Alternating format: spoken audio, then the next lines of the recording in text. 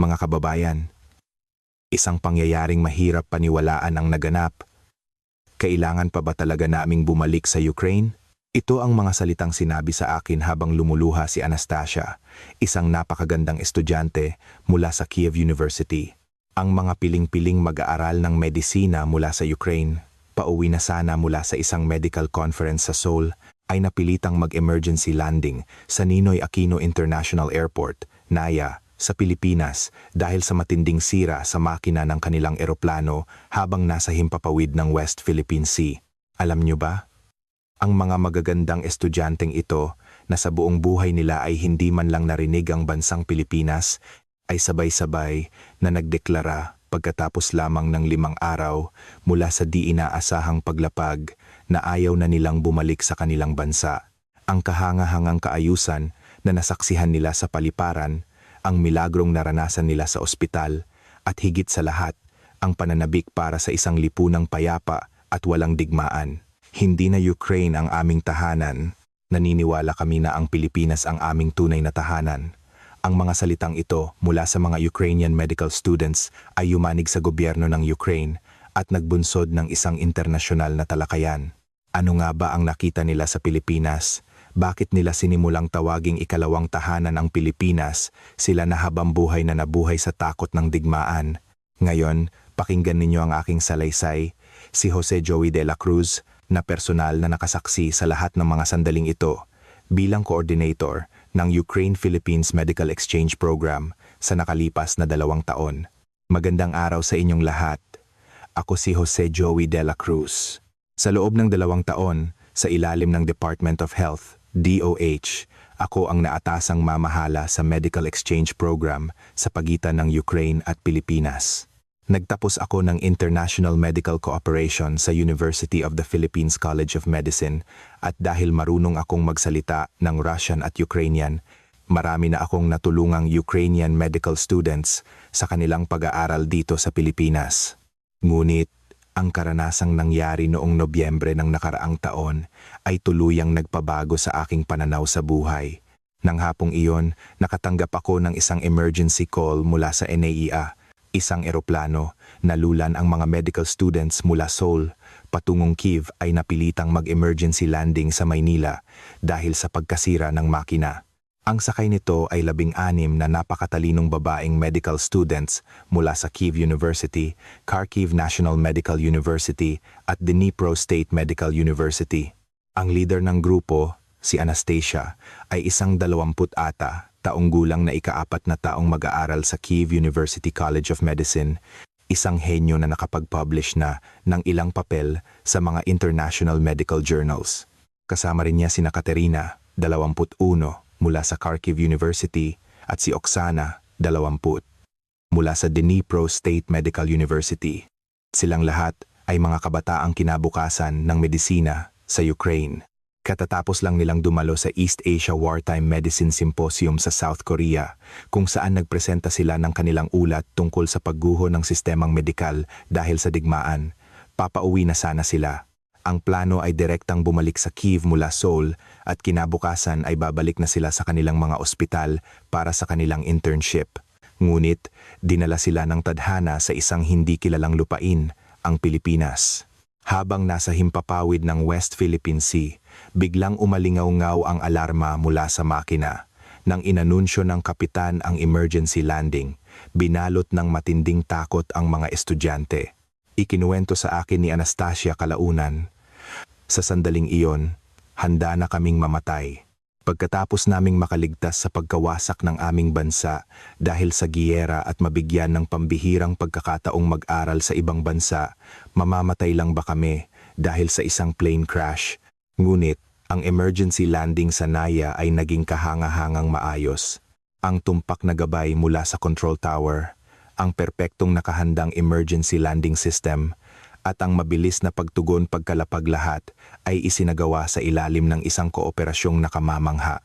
Habang naglalakad ang mga estudyante mula sa eroplano patungo sa terminal, ang kanilang kaba ay unti-unting napalitan ng pagkamangha. Kahit na hating gabi at isang emergency situation, lahat ng pasilidad sa airport ay gumagana ng perpekto. Una sa lahat, Ang ipinagtaka nila ay ang pag-aasikaso ng mga staff ng airport.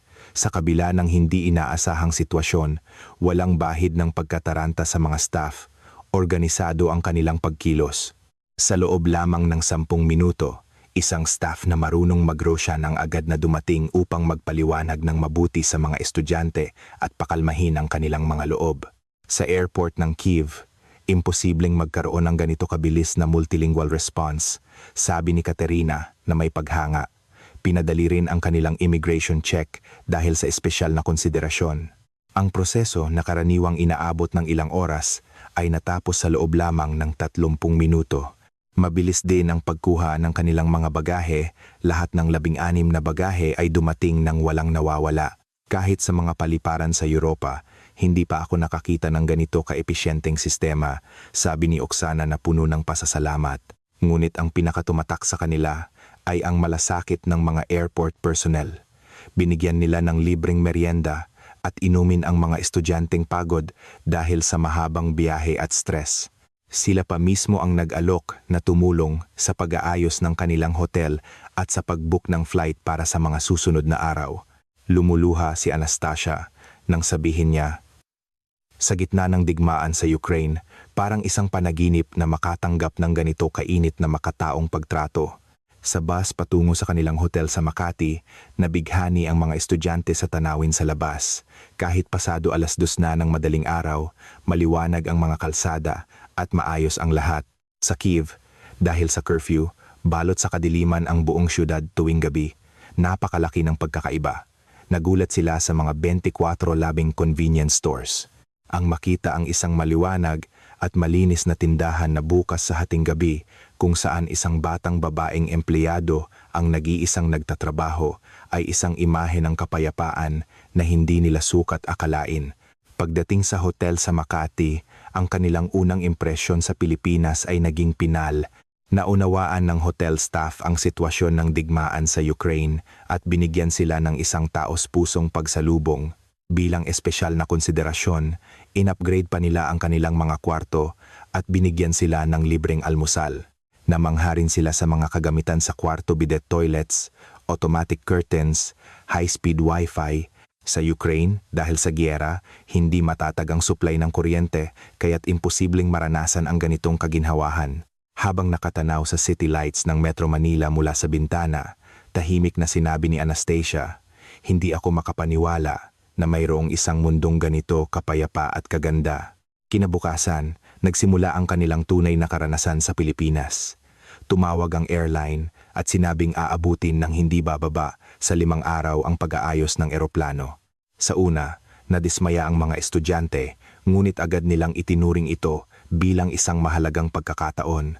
Inalok ko sila ng pagkakataong bisitahin ang sistemang medikal ng Pilipinas. Para sa kanila na nag-aaral ng medisina, ito ay isang magandang oportunidad upang matuto mula sa mga advanced na pamamaraan dito. Una naming pinuntahan ang University of the Philippines Philippine General Hospital, UPPGH.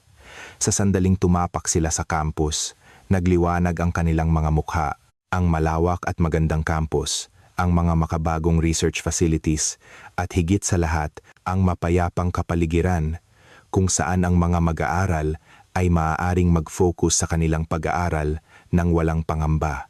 Humanga sila sa 24 oras na bukas na library, ang isang lugar kung saan ligtas na makakapag-aral ang mga estudyante kahit hating gabi ay isang karangyaan na hindi nila naranasan sa gitna ng digmaan.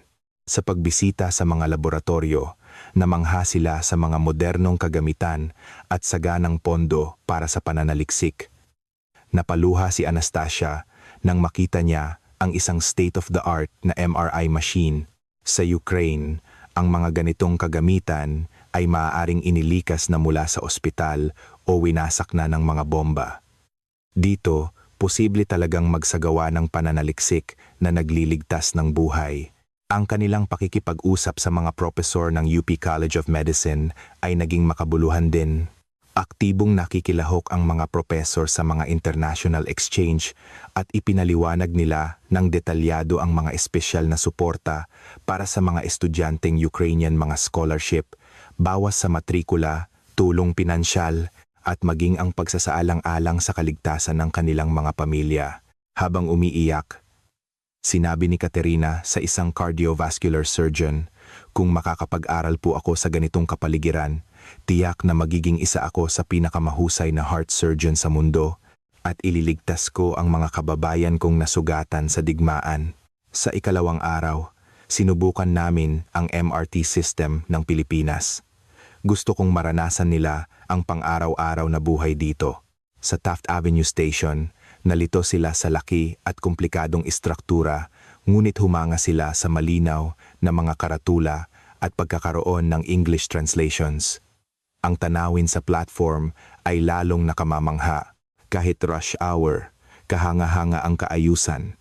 Lahat ay kusang pumipila sa likod ng dilaw na linya. Sa Kyiv, kahit sa harap ng istasyon, hindi mo makikita ang ganitong kaayusan, paghanga ni Katerina. Nang dumating ang tren, isang mas nakakagulat na tanawin ang sumalubong sa kanila. Ang mga tao sa platform ay kusang nagbigay daan para sa mga pababang pasahero.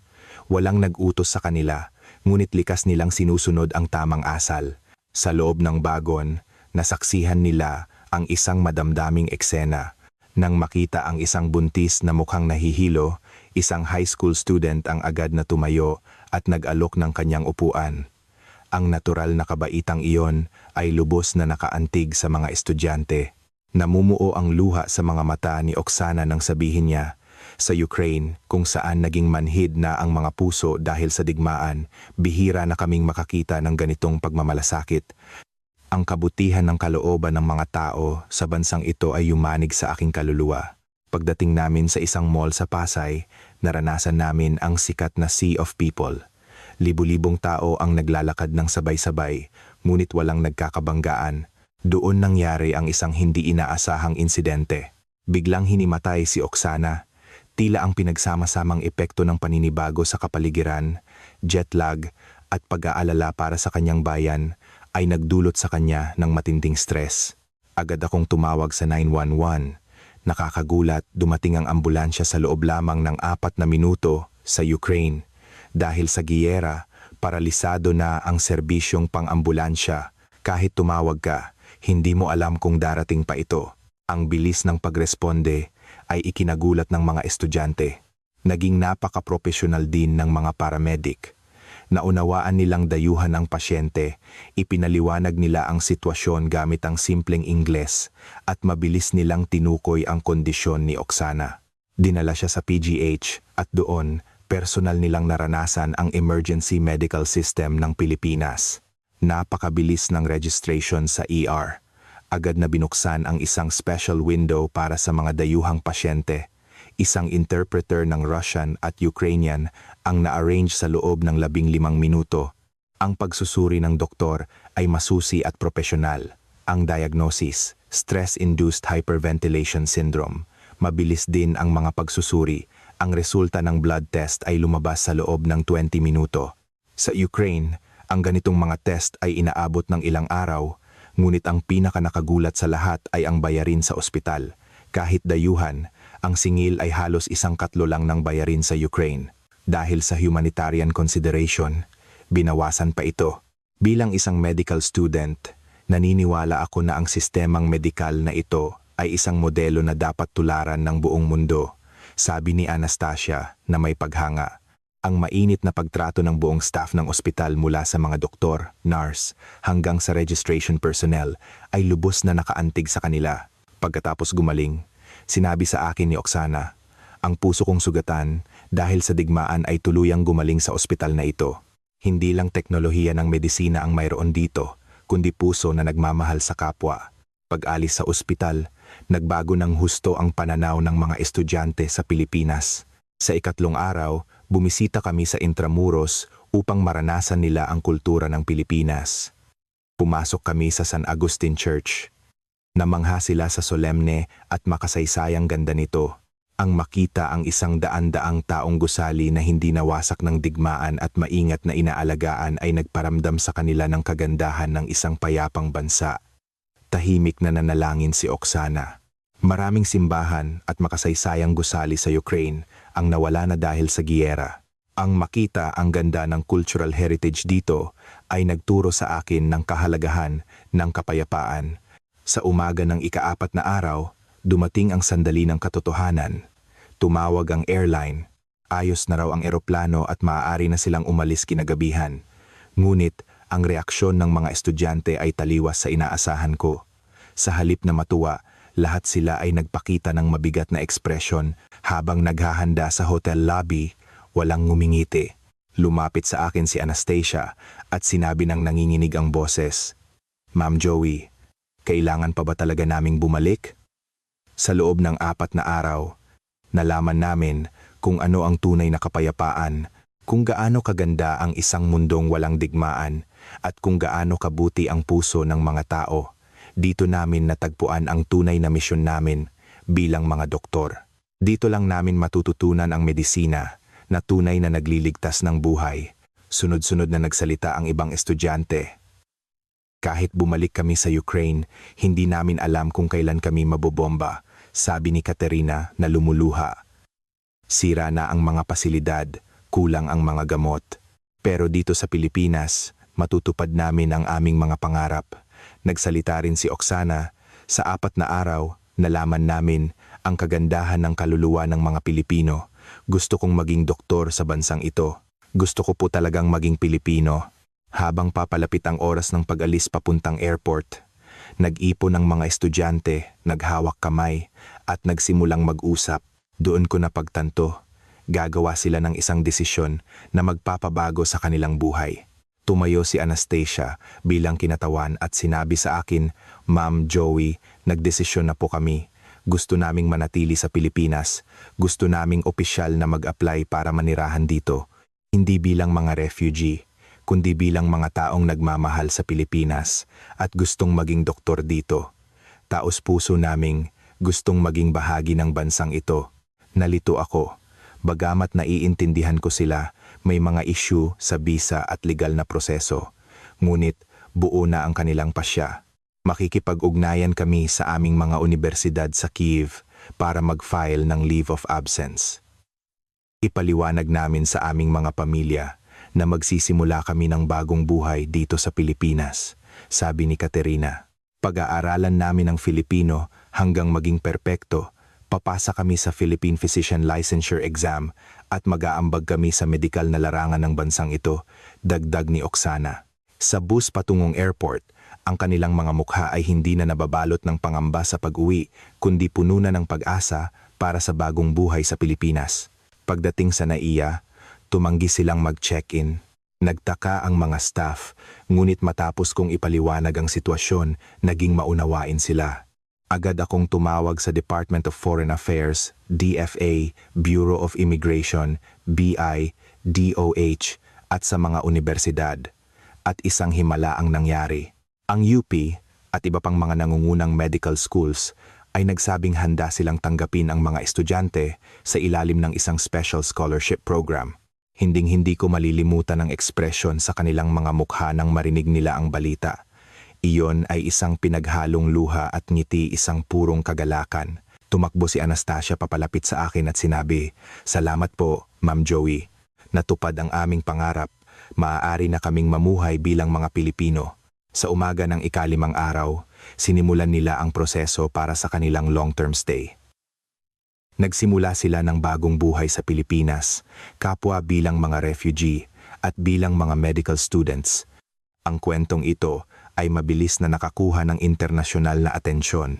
Ang gobyerno ng Ukraine ay naglabas ng opisyal na pahayag na sinasabing buo nilang sinusuportahan ang desisyon ng kanilang mga mag-aaral na ipagpatuloy ang kanilang pag-aaral sa isang payapang kapaligiran. Makalipas ang 1 taon, muli akong nakipagkita sa kanila. Lahat sila ay ganap nang nakibagay sa buhay sa Pilipinas, nagsasalita na ng Filipino at masayang nakikipag-usap sa kanilang mga kaklaseng Pilipino. "Tama po ang naging desisyon namin, Ma'am Joey," sabi ni Anastasia. "Dito, maaari kaming maging tunay na mga doktor. Dahil alam namin ang sakit ng digmaan, mas nauunawaan namin ang kahalagahan ng pag-aaral sa isang mapayapang kapaligiran. Ibubuhos namin ang aming buhay para mag-ambag sa medisina ng bansang ito." Marami sa kanila ay nagsimula ng maghanda para mag-apply ng Filipino citizenship. Sabay-sabay nilang sinabi, gusto po talaga naming maging Pilipino, gusto naming maglingkod sa lipunan bilang mga doktor ng bansang ito. Ang 5 araw na iyon ay nagsimula sa isang di inaasahang emergency landing, ngunit binago nito ang buhay ng 16 na kabataang babae at pinalalim ang ugnayang medikal ng 2 bansa. Ito ang pinakamahalagang aral na itinuro nila sa akin. Kahit sa gitna ng trahedya tulad ng digmaan, ang pag-asa at pag-ibig na nananahan sa puso ng tao ay maaaring lumikha ng mga bagong posibilidad. Sana, sa pamamagitan ng kwentong ito, maramdaman din ninyo ang kahalagahan ng ugnayan ng mga tao na hindi nasusukat ng lahi o bansa. At sana, muli nating mapagtanto kung gaano kahalaga at kaganda ang bawat araw na ligtas tayong nakatatanggap ng serbisyong medikal sa ating mapayapang Pilipinas. Ang purong pagmamahal at pasasalamat na ipinakita ni Anastasia at ng kanyang mga kasama para sa Pilipinas siguro, dapat din nating mga Pilipino na ipagmalaki at alagaan ang ating sistemang medikal at ang kapayapaan ng ating lipunan.